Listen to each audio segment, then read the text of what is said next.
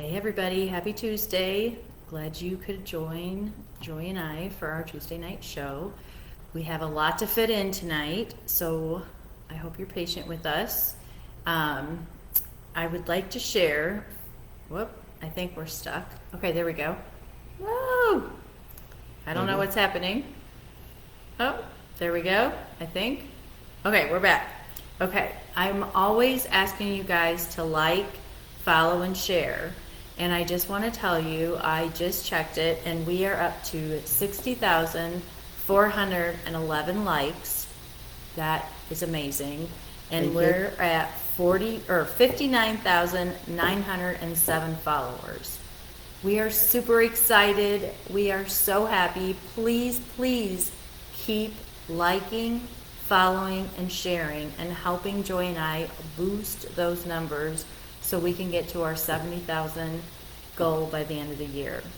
I also want to share that we also made a YouTube channel, and I'm in the process of getting it all set up, but if you search mine and Joy's name, it will pop up with our shows also, and all you have to do is hit the subscribe button and watch our videos.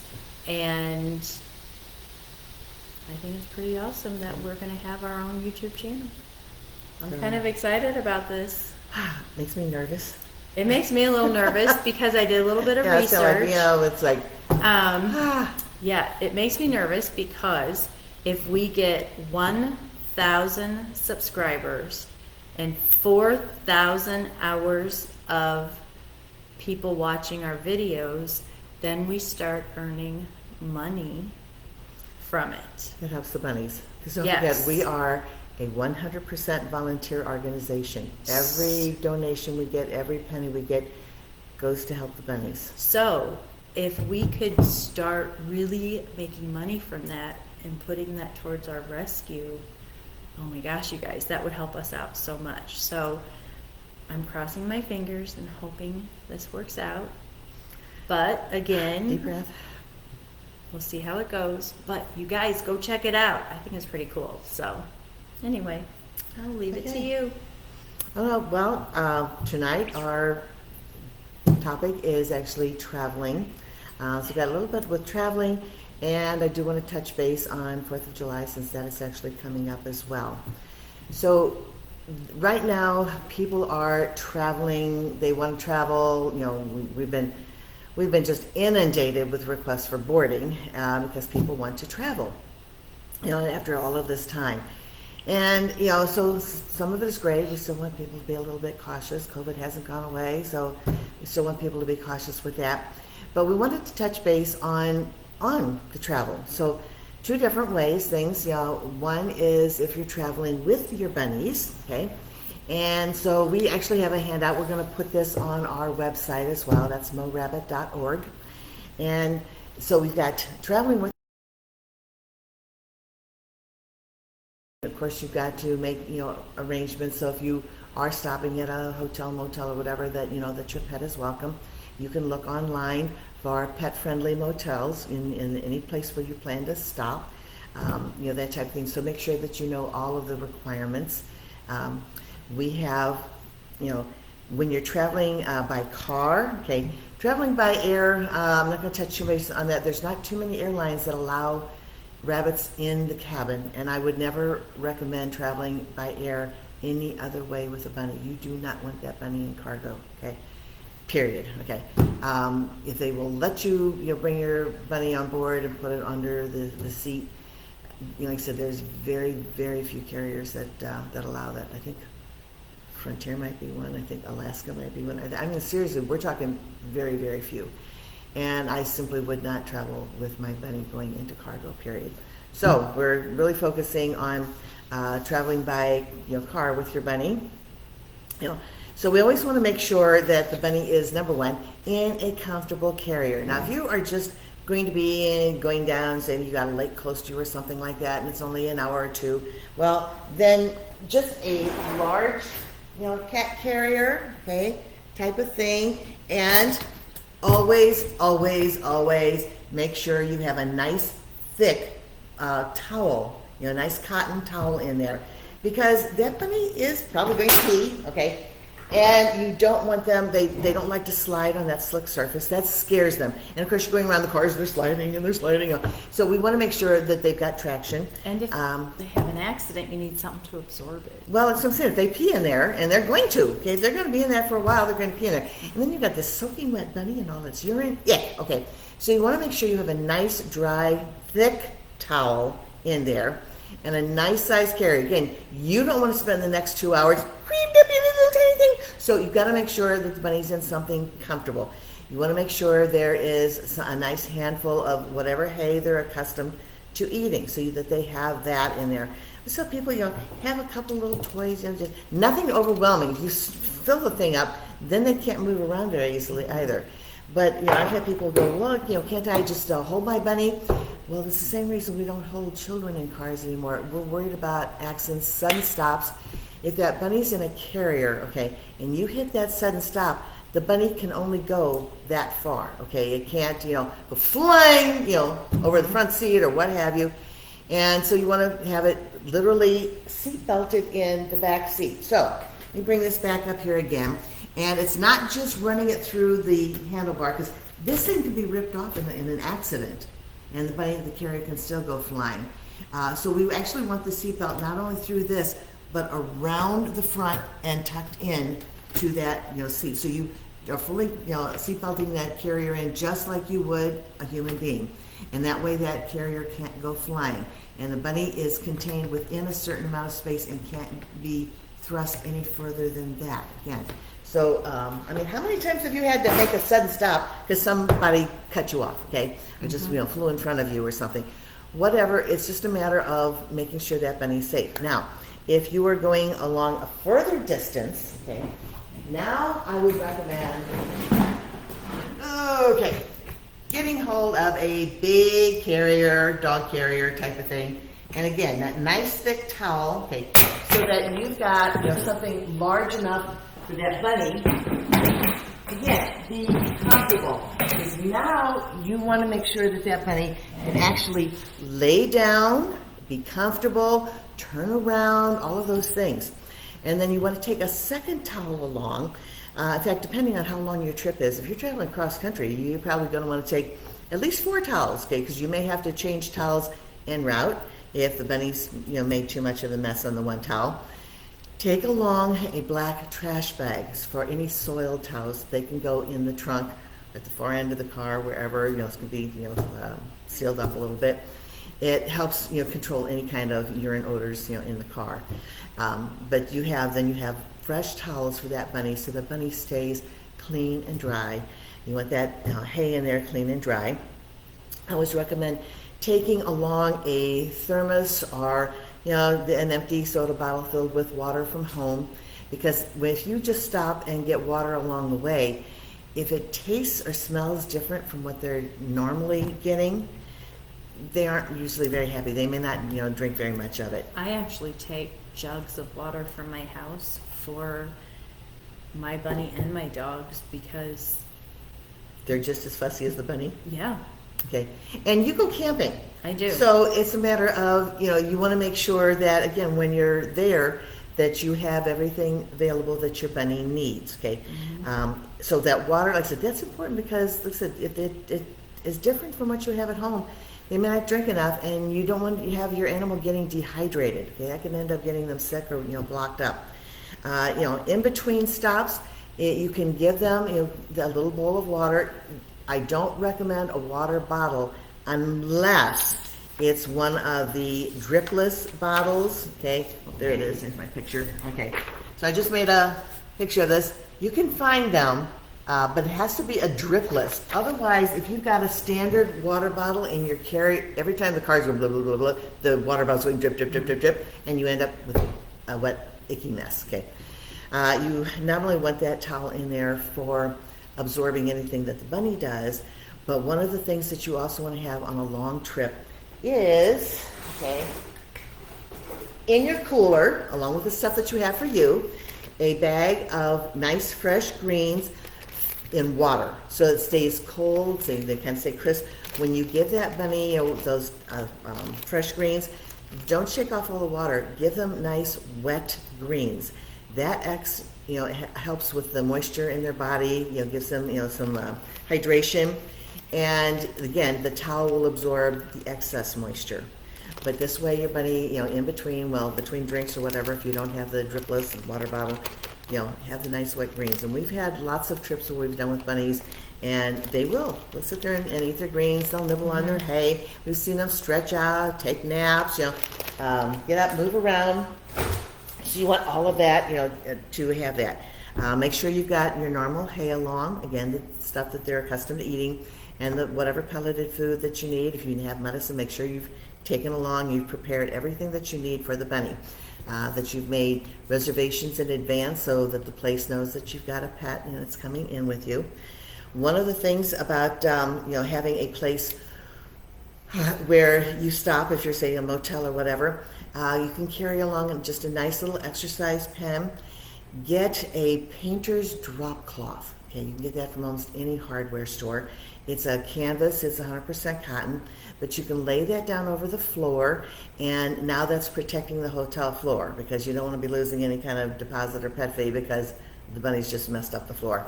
So you put that down and you put your carrier on it so it's keeps the drop cloth in place.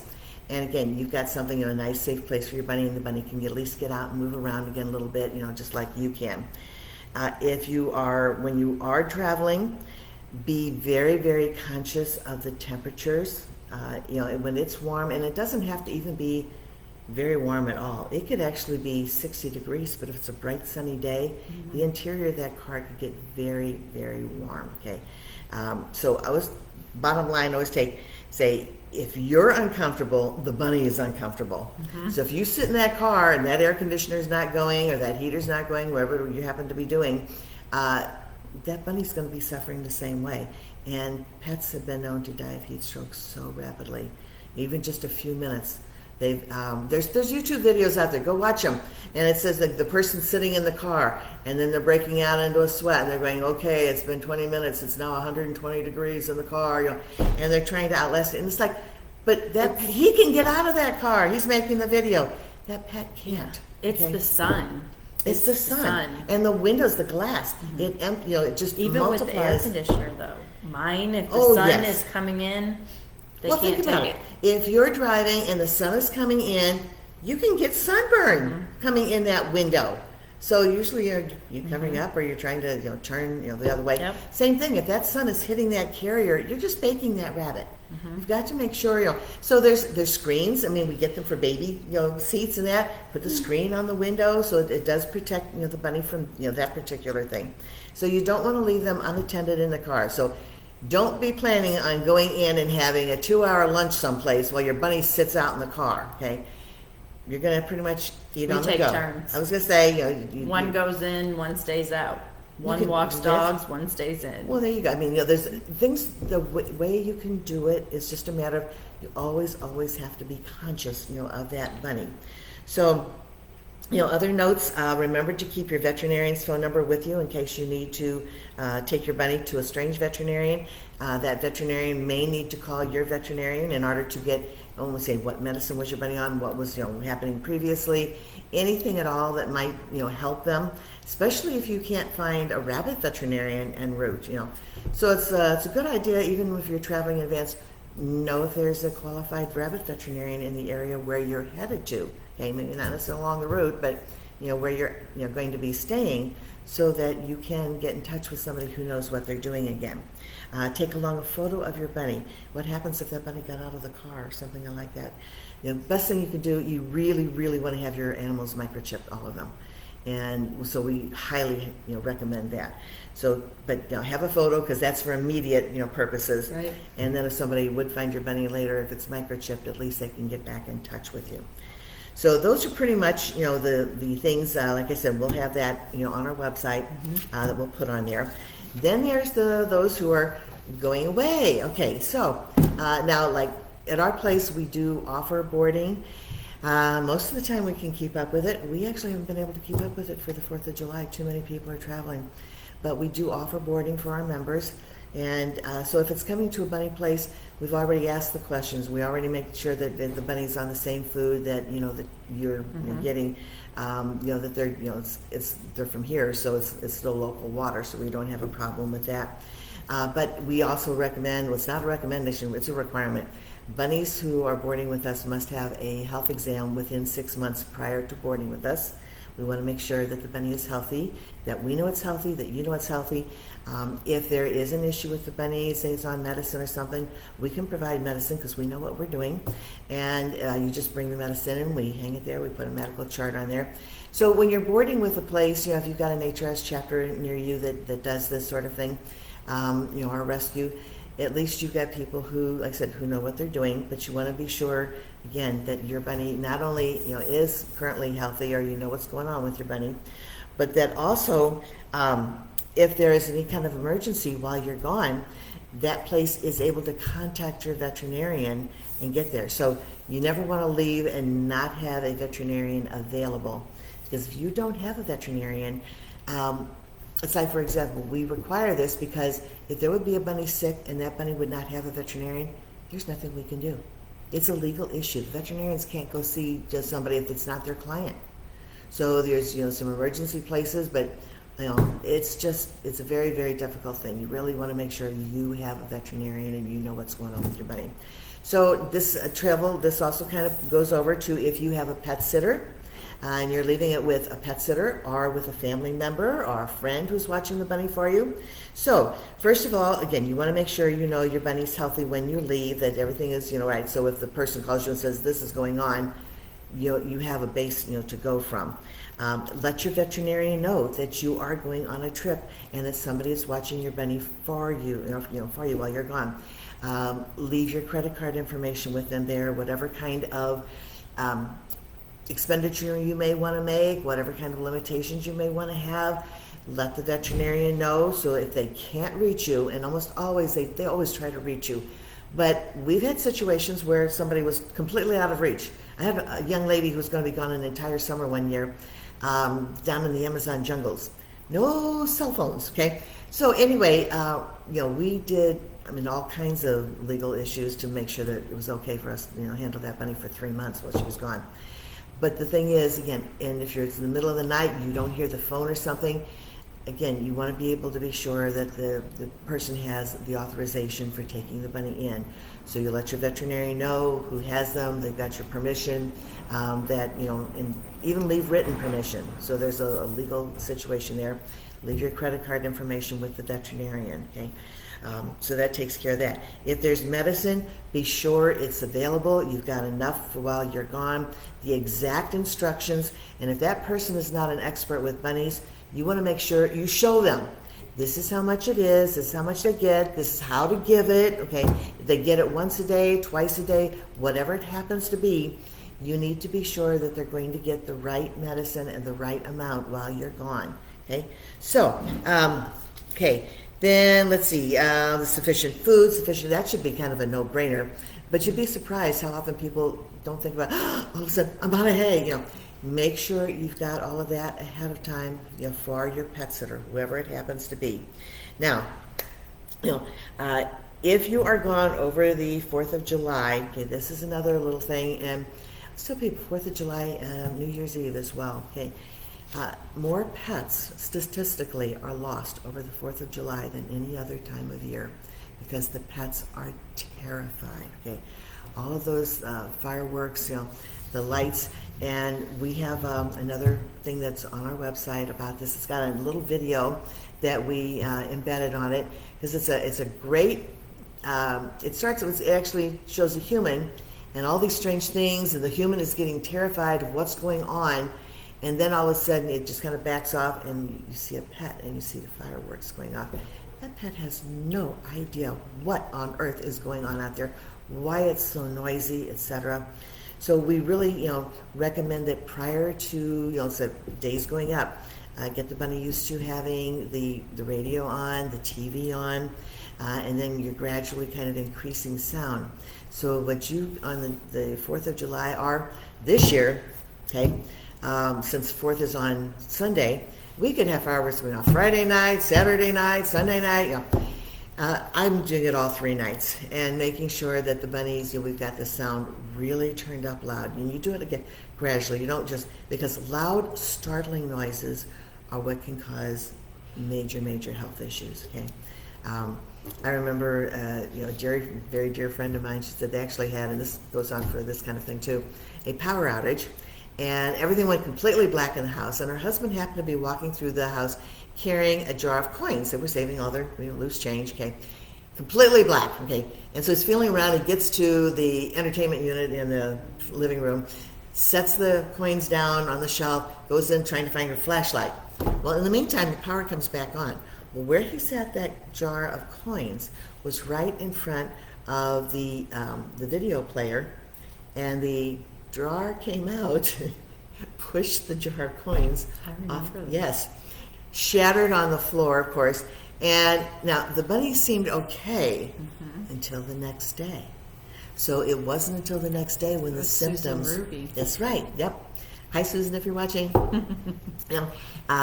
So. And it was, like I said, the next day she had to rush her bunny in because he'd gone into gut stasis because the noise had bothered him that badly. When I was doing wildlife rehab, I remember there was a bunny in the clinic, and somebody dropped a glass jar, and the rabbit just flat out died of heart failure right there. I mean, just I also keeled over. remember Neil, I can't remember his last name.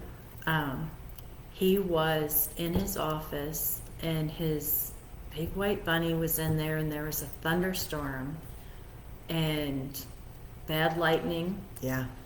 I can't remember his last name. You know who I'm I talking know. about? Yep, I do. And all of a sudden his bunny, boom, dead.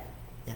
From the lightning. So, and there's not much you can do to protect from things like that. But when you know we've got fireworks and things like that coming up, you should be prepared for it. So we have I've got usually the TV going, the radio going, and I mean I've got it really, really loud. And I'm actually even walking around because I have several shelter bunnies, at my place, sanctuary bunnies. So I literally stay with the bunnies and almost talk the entire time. So mine, I have 2 dogs that are terrified of noise. One went deaf, but Winston, when he shakes, Gracie knows something's going on, so they both run to the bedroom. I checked on baby Frankie, and he was perfectly fine. I thought everything was good until the next morning. And Wouldn't eat. Ice cold. I immediately jumped in, started my protocol. 2 hours later, I was able to get him back. But yeah, it happened. yeah, Just that quick. But he was fine because I checked him, 4 hours after the fact. He was fine. But it must have just... it takes, and like I said, shock, Yeah. and that shock is where the temperature is going down. Yeah, he was So, ice cold. Yeah, and then so warming them up Yep. was part of her protocol. But the point again is, if you can avoid any of this, make sure that the windows, the shades are closed, things like that, so you don't have a lot of these bright flashing things going off, and startling them. Anything that helps mute that noise, is helpful. This is the same thing for your dogs or cats. Make sure you might want to put your cat in a carrier, put it in your closet. It sounds silly. It does. It sounds funny, but no, I did buy blackout curtains, blackout shades. it's okay. We're going to do fans, our TVs, radios, and we're all going to spend time with the pets. Yeah, you got so they are not freaked out. right. And That's it's all our of that. plan. There's I've seen things where like the dog actually jumped right through a glass window. I have seen it too. Just trying to get away from the noise and the lights and stuff like that. It is just so scary for them. So again, with your pets, just make sure so you can look online and you'll see any of this that's going on. So we want to make sure again our pets are safe. And that's really part of it is, anytime that we've got something different, or if we're traveling, or we're taking our bunnies with us, leaving them behind. This is another kind of silly thing, but when people board with us, I actually recommend that people talk to the bunnies and tell them when they're coming back. Now, it's like, you really think the bunny knows the calendar? Probably not, but they do understand the tone of your voice. Yep. And if you're leaving there all teary-eyed, they think they're being left behind and they're being abandoned, okay? But if you're all bright and shiny and everything's fine, and I'll be back in 10 days, I have to do that to my dogs when I leave to come here. no. You're only coming over for a few hours. Okay? I know. But again, they understand whether you're leaving permanently or you're just short time. It's your that- attitude. It's that I'll be right back. I point my finger. I'll be right back. Yeah. And then they're like, "Oh, okay." I think they know. But if I don't do it, Uh-huh. they howl, and my daughter will call me on the phone and say, "Oh my gosh, Mom," and she will send me a recording of it. So, like I said, they're very sensitive, and people don't think in terms of what the animals understand versus what we're understanding. So we really want to try and be conscious of that. So anyway, do we have any questions or anything? Anybody We going on? don't have any questions. I Okay. think everyone was just taking everything in tonight. Okay. Well, if you have any questions, let us know so we Drop can them in try the to comments. answer them. Or or we'll get back to you later. But we really want to make sure again that all of the animals are safe. That's the biggest thing. And that you have somebody, like I said, who you can trust. With your bunny. Remember, the kid across the street isn't necessarily going to be really good about making sure your pet is taken care of every day, and or have a may good not story know about how that. to. Yeah, we've got several of them, even family members. And it's like, yes, it may be cheaper, but how safe is the animal? Okay, and remember that bunny has to have its gut in motion 24 hours a day. If something happens and you don't even know what's going on. So, and if this person has no idea, they don't even know what they're looking at as far as symptoms of illness. So there's another, big issue. We just, 'cause our pets are part of our family. And the bunnies are just the same as the cat or the dog. And we want to make sure that they are happy and safe. Yep. Anything else we got going tonight? Nope. I Okay. think we have a busy night ahead of us, so We do. we just want to tell you all happy 4th of July, and we'll see you guys next Tuesday. Sounds perfect. All right. All right. See you Bye. later.